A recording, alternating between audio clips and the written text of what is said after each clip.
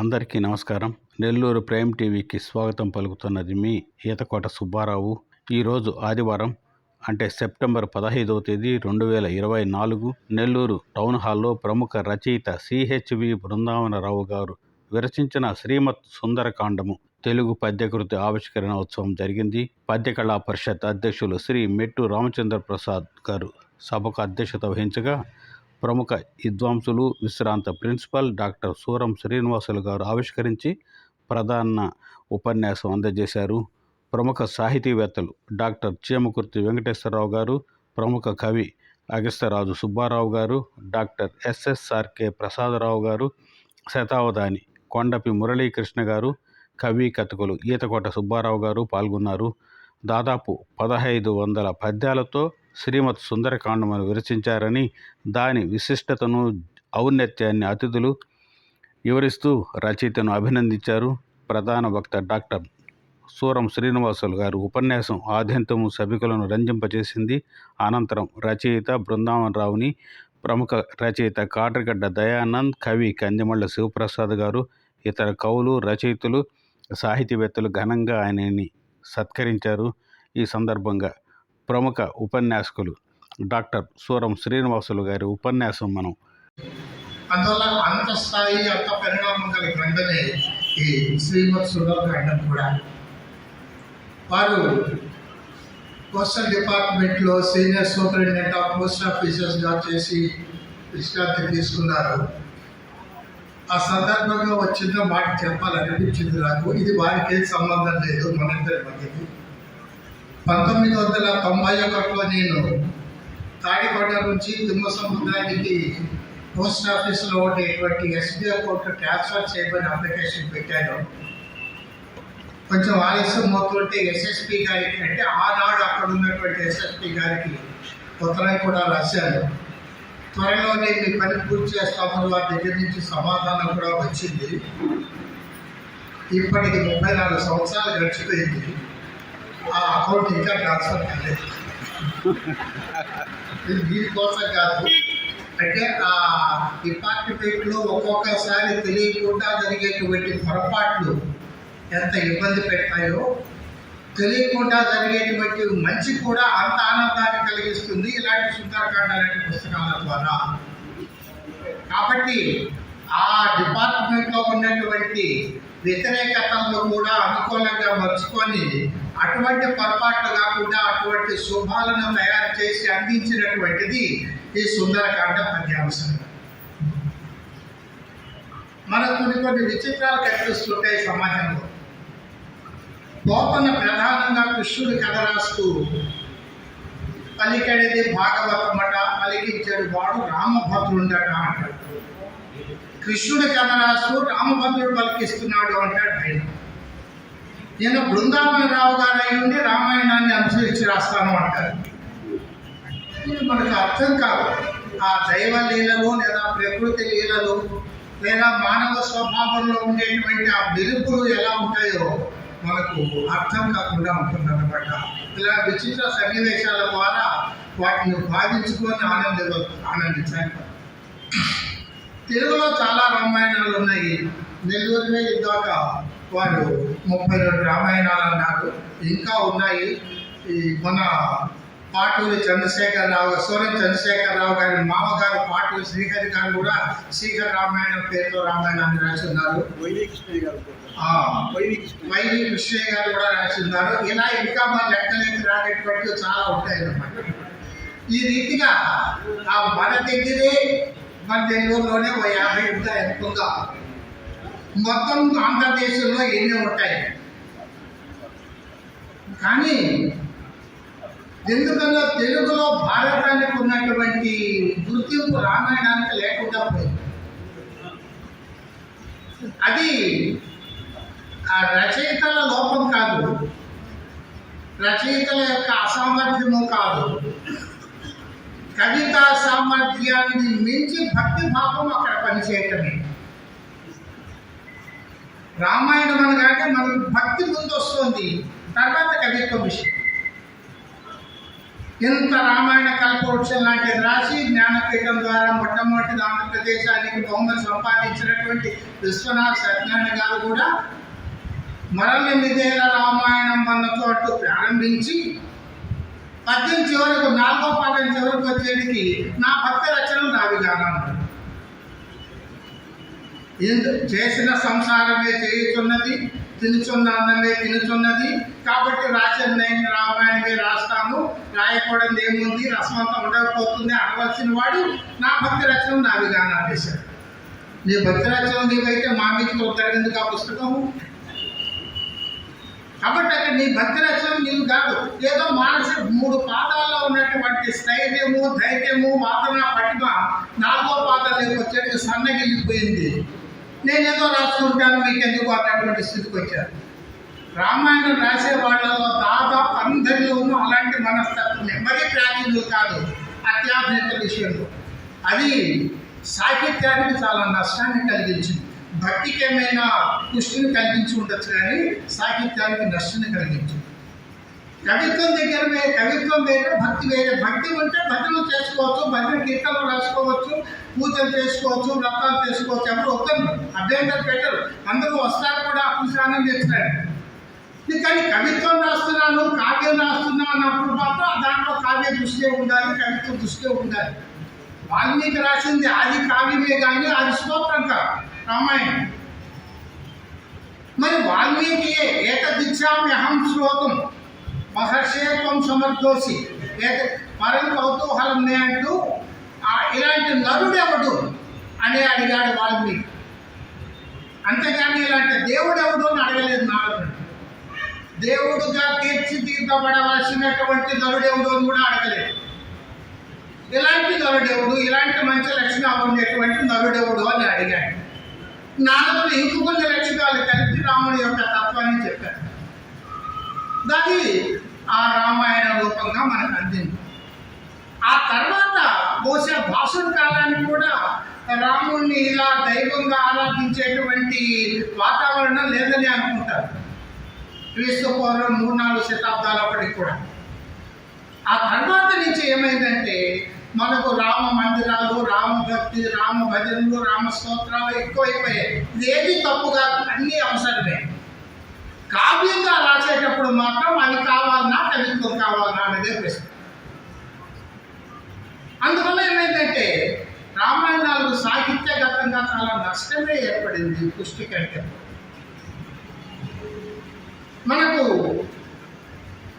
దూర్జటి కాళహస్తీశ్వర మహాత్మ్యంలో నత్కీరుడి కథ ఒకటి ఉంటుంది. కాళహస్తి మహాత్మ్యం శివుడు ఒక పద్యం రాసి ఒక బ్రాహ్మణుడికి ఇచ్చి పంపిస్తాడు. వాడేదో పేదరికంలో ఉంటే ఆ రాజుకు చూపించి సంభావనలు పొందాలి అని ఒక పద్యం రాసి పంపిస్తాడు. దానిలో నత్కీరుడు అనేటువంటి ఒక కవి ఉంటాడు ఆస్థానంలో. ఈ పద్యం తప్పు అంటారు. ఆ పద్యం తప్పు అన్నందువల్ల ఆయనకు ఏ బహుమతి లేకుండా పంపించేస్తాడు.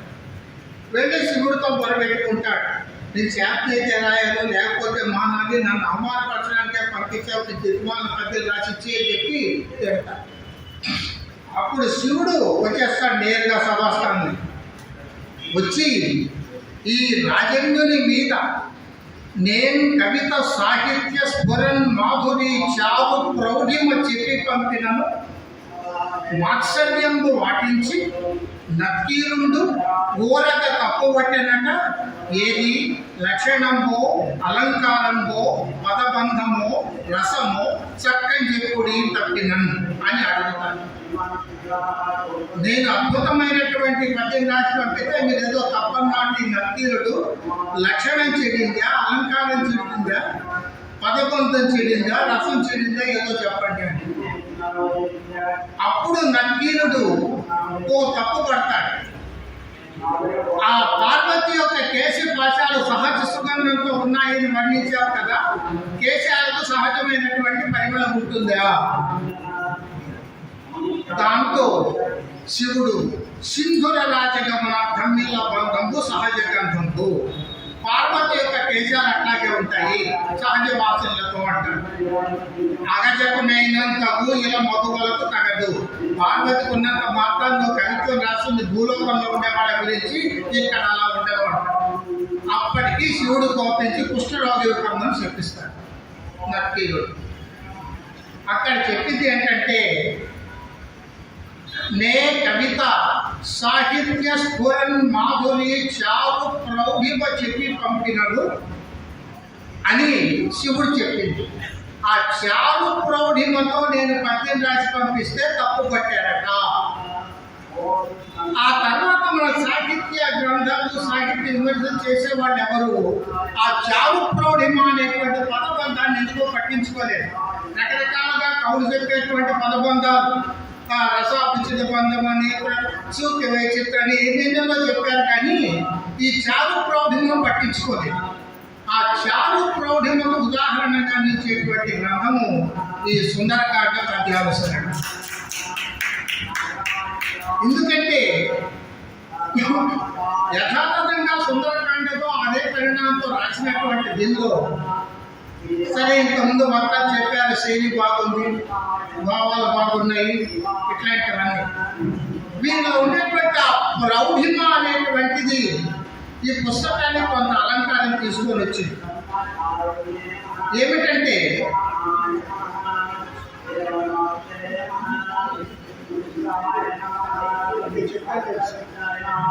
నేను అక్కడక్కడ ఒకటి రెండు ఉదాహరణలు చూపిస్తాను. ఆ ప్రౌఢ్యం మరి ఎలా అయిపోయిందో, ఒక్కొక్కసారి మరి పరాకాష్ట కూడా అయిపోయింది. రక్త నిర్మిత సోపాన రంజితము స్ఫాటక కృతాంగణానేక భాషితము గగన చుంబిత హర్మ్యాంగ్య గణ్య ఘనము కాంచే లంకా మహాపురి కపిశతాది. ఆ లంకా మహాపురిని కపిశతాది చూశారు. ఈ కపిశతాది అనేటువంటి పదం చాలా ప్రౌఢం. ఎందువల్లంటే వారి ఉద్దేశం కపీంద్రుడు అని చెప్పడం.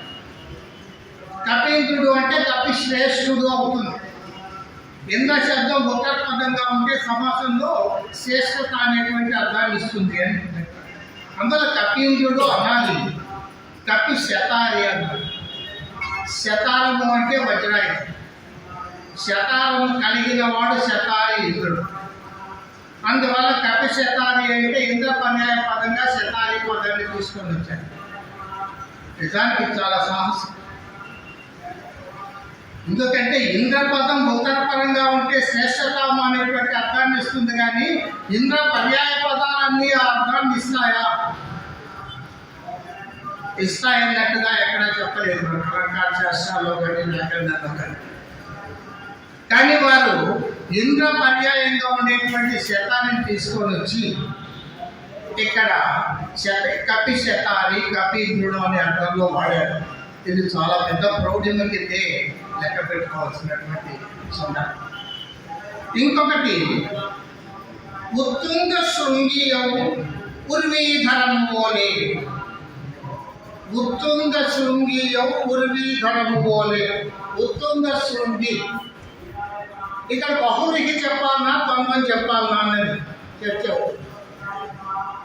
ఉత్తుంగమైన శృంగములు కలిగినది, శృంగములు ఉన్నతములైనవి అని చెప్పేట్లయితే ఉత్తుంగ శృంగమౌ అన్నారు. ఉత్తుంగ శృంగి అనగానే శృంగము కలిగినది శృంగి అవుతుంది. అప్పుడు విశేషణ పూర్వపద కర్మధారని చెప్పాలి. ఉత్తుంగాచ శృంగి ఉత్తుంగ శృంగి. అప్పుడు పర్వతం ఎత్తైనది అనే వస్తుంది తప్ప శిఖరాలు ఎత్తైనవి అనేటువంటి అర్థం రాదు. మరి వారు దేన్ని అభిలషించారు? శిఖరాలు ఉన్నతంగా ఉన్నాయంటే ఉత్తుంగ శృంగం మోపనాలి. పర్వతము ఎత్తుగా ఉంది, శృంగాలు ఉన్నాయి దానికి అయినప్పుడు మాత్రము ఉత్తుంగ శృంగి యౌవనాలు. మరి వారు దేనిని వివక్షించారో కానీ ఇటువంటిది కూడా చాలా ప్రౌఢమైనటువంటి పదం కిందే చెప్పాలి. ఇంకా చూడండి,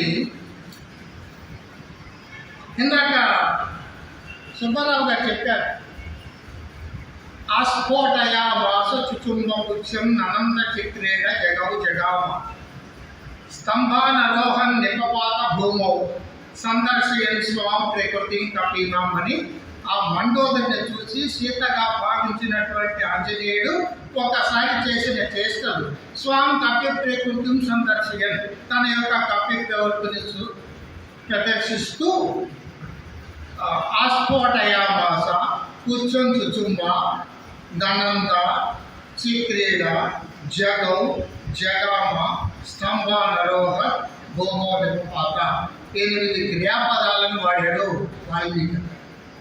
సందర్శయన్ స్వామి ప్రకృతి తన యొక్క కర్తృత్వాన్ని ప్రకటిస్తున్నాడు.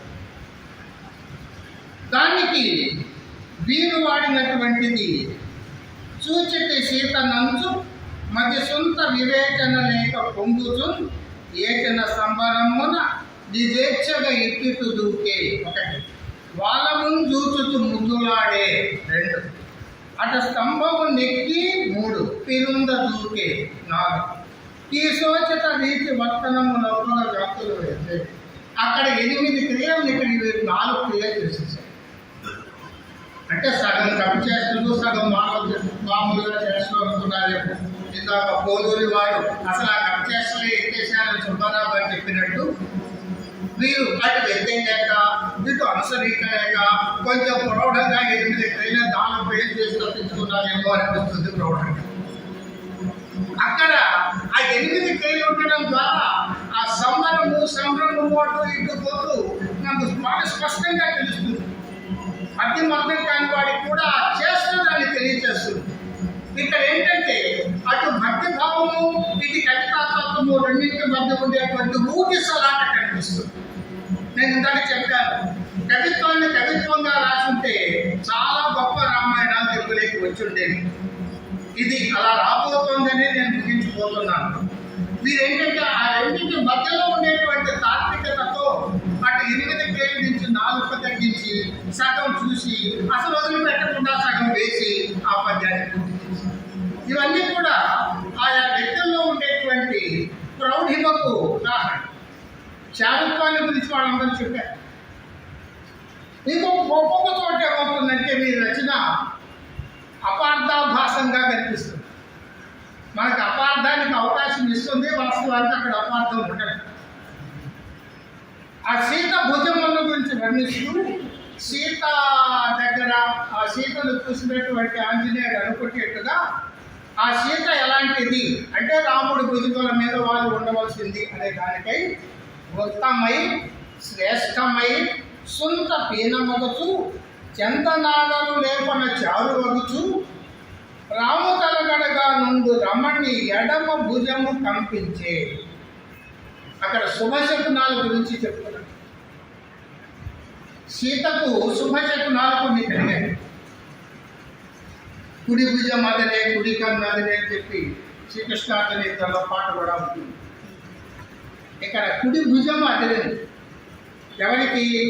వృత్తమై శ్రేష్టమై సొంత పీనమగకు చందనాగరు లేపన చారువగుచు రాము తలగడగా ముందు రమణి ఎడమ భుజము కంపించే.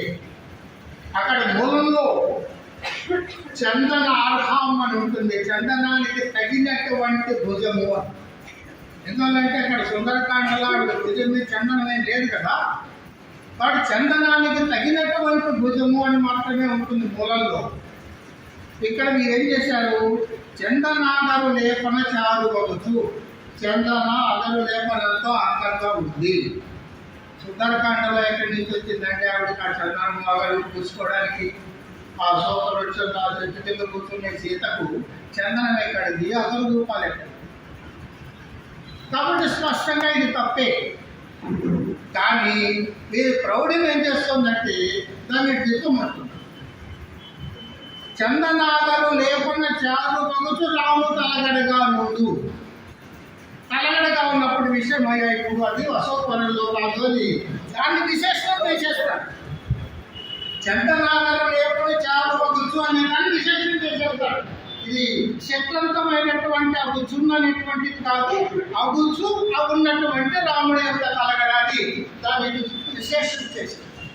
ఆ విశేషంగా చేసే అవకాశం ఇవ్వకపోతే మాత్రం అది శుద్ధ తప్పు కింద లెక్క అవ్వాలి. ఆ ఛాన్స్ ఆ అవకాశం వాళ్ళు చాలా అద్భుతమైనటువంటి రచన విన్యాసాలు. చాలు రోజులు రాముడు కలగడగా ఉంటూ అది మళ్ళించుకొచ్చే శక్తి అది చాలా అద్భుతమైనటువంటి ఔచిత్యానికి పోషకమైపోతుంది. ఇక సుందరకాండ ఎందుకు గొప్పది, అది సుందరం ఎలా అయింది, చరిత్ర చదవడం ఎవరు ఎలా చెప్పే అవకాశం ఉంటుందో, ఎవరికి ఎలా చెప్పే ఛాన్స్ ఉందో అన్ని రకాలుగా చెప్పేశారు. ఈ సుందరే సుందరో రామ సుందరే సుందరి కథ, సుందరే సుందరి సీత అంటే నాకు నవ్వు వస్తుంది వాస్తవం చెప్తుంది. అంటే సుందరకాండలోనే రాముడు సుందరంగా ఉన్నాడా అంటే మిగతా 5 కాండలు రాసిన వాల్మీకిని మీరు అవమానిస్తున్నారా? అంత చేతగాని వాడా రాముడు? సుందరకాండలో మాత్రమే రాముడు సుందరుడా? సుందరకాండలో మాత్రమే సీత అందలేదా? సుందరకాండలో మాత్రమే కథ గొప్పదా? వాల్మీకి శ్లోకాలు చదివితే వెళ్ళిపోతాడు. పోయాడు కాబట్టి మనకంటే ముందు అదృష్టవంతుడు అయ్యాడు. కానీ ఇది అని చదివితే నన్ను నీ స్థాయికి రాని దిగుతా వస్తారా మీరు అడగడతాడు. అందువల్ల ఇలాంటి తెలియని మాటలు అదృష్టం కొద్దీ దాన్ని పూర్తి అనువదించలేదు. అంటే వారికి తెలిసింది, వారికి కవితా తత్వం తెలియదు ఆరోపించేటువంటి సాహసం నేను చేయను. అది రాయకపోతే మనమంతా ఎక్కడ ఏం చచ్చిపోతామేమో అని నాకు అనుభవం. ఇప్పుడు ఆధ్యాత్మిక కవిత భావుకులు ఉంటాం కదా చాలా మందిని, అలా 2 కనిపిస్తుంటారు. వారు పౌరుపాకలు ఒకరు కనిపిస్తుంటారు, ఒక జీవాత్మ ఉంటారు. అట్లా పాడైపోయారు. అందువల్ల ఇలాంటి వాళ్ళంతా ఎక్కువ రామాయణం చదువుతారు కాబట్టి ఆ పద్యానికి ఆ శ్లోకానికి అనువాదం కూడా లేకపోతే ఏమైపోతామేమో, ఆయన ఏమంటాము అనేటువంటి భయంతో దాన్ని అనువాదం చేసుకుంటారు తప్ప అది ఆయన మనపూర్తిగా చేసి ఉంటారు. ఎందుకంటే ఇందాకే చెప్పాను కదా, వారు చాలుకోవడం అసాధారణమని. సుబ్బారావు గారు చెప్పారు వారు విదేశీ లక్షణ గురించి దాకా పద్యం. అదే పద్యాన్ని నేను చదువుతాను. గురువుల పాత పీఠి పడ కూర్చుని విద్యలు నేర్పడేది, నేర్స్తేనే గొప్పవాడా అని ప్రశ్న అంటాను. నేను ఎరుగను వేదశాస్త్రముగా ఏమి ఎరుగ కవిత్వం మర్మములు మరి ఎందుకు రాయటం? గురువుల పాద పీఠికల కూర్చుని విద్యలు నేర్వలేదు, వేదశాస్త్రాలు చదవలేదు, కవిత్వం వర్గం తెలియదు. మరి సుందరకాండ అనువాదానికి ఎందుకు కూర్చుందండి? వర కరుణాత్ముడు ఆత్మజన వత్సలు ఆత్మతలంచి వ్రాయగా దొరకని నాడును. బాధ్యత అంతా ఆయనది. కరుణాత్ముడు ఆత్మజన వత్సలుడు కాబట్టి ఆశ్రిత పక్షపాతం ఆయనకి ఎక్కువ అంటానని శ్రీరామచంద్ర శతపాఠ్యాన అని పై పత్రికల మీద కూడా వేసుకుంటాం. కాబట్టి బాధ్యత ఆయనకు వదిలేశాను. వదిలేసిన తర్వాత మీరు ఆ పుస్తకం బాగలేదు అంటే ఎవరిని బాగలేదు అన్నట్టు? అందుకనే పక్కన ముగింపు ఏం చేశాడు? నన్ను మన్నన చేయలేదు, నన్ను చచ్చినట్టు గౌరవించండి. మన్నన పదాన్ని గౌరవం అనే అసలు అర్థం. ఈ మధ్య మనం క్షమించడం అనేటువంటి అర్థం లేక లాక్కున్నాం. కానీ దాన్ని మన్నన అంటే గౌరవించుట. పండిన సత్ప్రబంధమును బాగును గోగును చూడ కోరకే మన్నన మాని మాకలము మాట తలంతురే జన్మకూర వెంకన్నకు లోపమేమి అంటాడు ఆయన. మన్నన మాని మాకలము మాట తలంతురే. నేను రాసిన కవిత్వంలో మంచి చూడకుండా గౌరవం లేకుండా నా కులాన్ని గురించి మాట్లాడతాను. అందులో మన్నన అంటే గౌరవం. కాబట్టి దొరకని నాడు అంతే. ఇందులో మనం మన్నన చేయలేదు, చచ్చినట్టు దీన్ని గౌరవించవలసింది, లేకపోతే రామలింగం. ఇది ప్రౌఢిమ, కవిత్వంలో ఉన్నటువంటి ప్రౌఢిమ. చాలా సమయం లేదు, ఇప్పటికే ఒక ప్రధానమైన అంశం ఉంది. ఈ సుందర అనేటువంటిది ఎందుకు వచ్చింది అంటే జీవితంలో లేదా కావ్యతత్వంలో కానీ ప్రతి ఆశ అనేటువంటిది ఒకటి ఉంటుంది. మనల్ని బతికించేది ప్రతి ఆశ. అంటే ఎన్ని కష్టాలు ఉన్నప్పటికీ ఆ కష్టాలు తొలగిపోతాయి, మళ్ళీ మామూలుగా ఉండగలుగుతాము అనేటువంటి భావన ఏదైతే ఉంటుందో దాన్ని ప్రత్యాశ అంటారు. కావ్యతత్వంలో అయితే గర్భసంధి అని ఒకటి ఉంటుంది. గర్భస్థ దుష్ట నష్టస్య బీజస్య ద్వేషం అని. ఆ గర్భసంధిలో అంటే గత మధ్య భాగంలో ఉంటుంది. ఆ ప్రత్యాశను వృద్ధి చేస్తారు. కానీ ప్రత్యాశను కల్పించాలి. ఆ ప్రత్యాశను కల్పించినప్పుడే ఆ తర్వాత ఉండేటువంటి భాగానికి సహజమైనటువంటి సౌందర్యం ఏర్పడుతుంది. కాబట్టి జీవితంలో సౌందర్యం అంటే ఏమిటి అంటే బ్రతుకుతాము అనేటువంటి ప్రత్యాశ మాత్రమే.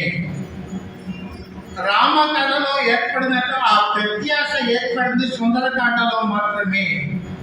కాబట్టి సుందరకాండ ఎందుకు సుందరమైందంటే సీతలో ప్రత్యాశ కలిగించగలిగినది. నా జీవితం ఇక్కడే అర్థమైపోతూ ఈ అశోకవనంలోనే అని ఆమెకు ప్రత్యాశను కల్పించినటువంటి కాండం అది. అందుకనేది సుందరకాండమైంది. కానీ మన జీవితాల్లో అయినా అంతే, ఎన్నో కష్టాలు, చాలా తీవ్రమైన కష్టాలు. ఇక ఆ రోజే చివర అనుకున్నటువంటి దానికి కూడా ఎవరి మాట ద్వారానో ఎవరి చేష్ట ద్వారానో చిన్న మలుపు ఏర్పడింది అనుకోండి, అప్పుడు మనకు కలిగేటువంటి ఆనందం, సంబరం అంతా ఇంత కాదు. అది సౌందర్యం అంటే. అందుకే సత్యం, శివం, సుందరం అని ముందు కలిపి చెప్పింది అంతే. ఒక సత్యం శుభకరమైనప్పుడు సుందరంగా పరిణమిస్తుంది. ఆ సత్యాన్ని అక్కడ చెప్పించి శుభాన్ని కలిగించాడు కాబట్టి సుందరకాండ అయింది. అది గుర్తించిన వాల్మీకి దాని సుందరకాండ అని పేరు పెట్టారు. ఎందుకంటే వాల్మీకి పదాలు మనం మామూలుగా చూడకూడదు. తృణమంతరహత కృత్వ పెద్దుబాట శుచిస్మిత నివర్తయ బలోమత స్వజనే ప్రియత మనహ అని రావణుడితో సీత పలికే మాట. తృణమంతరత కృత్వ మధ్యలో గడ్డిపోచ పెట్టుకొని మాట్లాడింది. అన్య పురుషుల కూడా ప్రత్యక్షంగా పలకడబట్టేటువంటి పాతివ్రత్య భంగం అనుకుంటూ గడ్డిపోచను అడ్డు పెట్టుకొని మాట్లాడింది అని అంటారు. అంత గొప్ప మనం ఈ తృణమంతరత కృత్వాకే కుప్పలుగా శ్లోకాలు రాజేశాం. ఇది భావం, ఇది భావం అని. మరి వాల్మీకి శుచిస్మిత అంటాడు ఏంటంటే అక్కడ నువ్వేమో పరపురుషుడిని చూస్తూ మాట్లాడకూడదు కదా అని గడ్డిపోత అర్థం పెట్టుకుందని వ్యాఖ్యానం చేసేసావా? మరి వాల్మీకి ఏమో శుచిస్మిత ప్రత్యవాచ అంటున్నాడా? శుచిస్మిత ఏం మాట్లాడిందట? చక్కని చిరునవ్వుతో మాట్లాడిందట. అంటే మనతో తప్పుగా ఆలోచిస్తున్నామా, వాల్మీకి తప్పుగా ఆలోచిస్తున్నాడా? అప్పుడు నవ్వుతూ మాట్లాడచ్చా? సూటిగా మాట్లాడమే తప్పనేటప్పుడు మళ్ళీ నవ్వు కూడా నా. మరి ఏమిటి శుచిస్మిత? ఎందుకు వాడాడు వాల్మీకి? శుచిరప్యక్త మౌర్వస్తు బాడగో బడమానల అని అమర కోసం. శుచి అంటే బడబాగ్ని, శుచిస్మిత అంటే బడబాగ్ని లాంటి నవ్వు నవ్వింది. అంటే ఆ నవ్వులోనే వాడి నాశనాన్ని మొత్తాన్ని ప్రదర్శింపచేసింది. మరి గడ్డిపోత ఎందుకు అడ్డం పెట్టింది అంటే ఆ నవ్వు ప్రత్యక్షంగా అప్పుడే తగలబెట్టేస్తుందేమో వాడిని అని. అప్పుడే తగలబెట్టేస్తే రాముడు వచ్చేదాకా అవసరం ఉంది, రాముడు కదా చేయవలసింది ఆ పని అని అలా తగలబడకుండా ఉండేందుకు కానీ గడ్డిపోత అడ్డు పెట్టుకుంది. ఆమె శుచిస్మిత అంటే బడబాగ్యులంటే నవ్వు నవ్వింది. మన చిరునవ్వు నవ్వింది అనువాదం చేసేసుకున్నాం అనుకోండి. మీరు చేస్తే అది చేయలేదు, అది చెప్పదు. దీనికి అది అర్థమయ్యి చేతస్సులభము కానీ పరితాపముతో అని అన్నారు తప్ప చిరునవ్వుతో అని అనువాదం చేసేటువంటి పని చేయలేదు. పరితాపం అనే అన్నాడు. పరితాపం అంటే విశేషమైన తాపం, అది అగ్ని స్వరూపమైన కావచ్చు, పడవాగ్ని స్వరూపమైన అని పక్కన కడుదీన మూర్తి అయి ఉస్సురటంచు కంపిలిచు. అది నాకు నిజంగా నచ్చలేదు. అసలు ఏ అనుభవాలు ఉండదు సీతలో అక్కడ. నిర్వికారంగా ఉండవలసినటువంటి స్థితి. ఉస్సులు అన్నా కూడా చాలు, అది చాలు వాడికి ఏదో ప్రీతిగా లాగడానికి. దుర్మార్గుడికి మనం చేసే చిన్న చేష్టైనా చాలా అవకాశం ఇచ్చినట్టు. ఆ ఉస్సులంతా అది ప్రాసాద స్థానంలోకి వచ్చేసింది. వాస్తవానికి ఆ చిన్న ముక్క నాకు నచ్చలేదు. మిగతా అంతా అద్భుతంగా ఉంది. పక్క పద్యంలో ఇంకా అద్భుతాలు మనమంతా పాడైపోయి మాట్లాడుకునేది వాళ్ళు సవరించారు. ఏకపత్ని మహనీయ సద్వ్రత అని సీతకు వాడారు. నిజానికి ఏకపత్ని వ్రతం అనేది ఆడవాళ్ళకే కానీ మగవాళ్ళకి కాదు. మన కర్మ కొద్ది రాముడికి అకౌంట్లో వేసేద్దాం. ఏకహ పతి యస్యాహ స ఏకపత్ని. ఒకే భర్త కలిగిన స్త్రీని ఏకపత్ని అనాలి తప్ప ఒకే భార్య ఉండేటువంటి మగవాడు ఏకపత్ని కాదు. అటు ఇటు తిప్పేశాం. మరి ఏంటో మన పాండిత్యం పెరిగే కొద్దీ కూడా ఆలోచనలు అంతరించిపోతూ ఉంటాయి. వీరు చక్కగా రాశారు. ఏకపత్ని మహనీయ సద్వ్రత సీత అని సీతకు దాన్ని విశేషంగా వాడటం ద్వారా తన యొక్క పాండిత్యాన్ని, తన యొక్క వాక్ విన్యాస వక్రతను చక్కగా ప్రదర్శింపజేశారు. ఇంకా చాలా ఉన్నాయి విషయాలు. చాలా అద్భుతమైనటువంటి పుస్తకము, ఒక మహాకావ్యంగా నిలవదగినది. ఈ ఉస్సు రకంచు లాంటి పదాలు లేకపోయింటే మాత్రం ఇంకా అద్భుతంగా ఉండేది. ఈ 4 మాటల్లో మీకు ఎవరికైనా నొప్పి కలిగించి ఉంటే నన్ను క్షమించమని ప్రార్థిస్తూ సెలవుస్తున్నాను.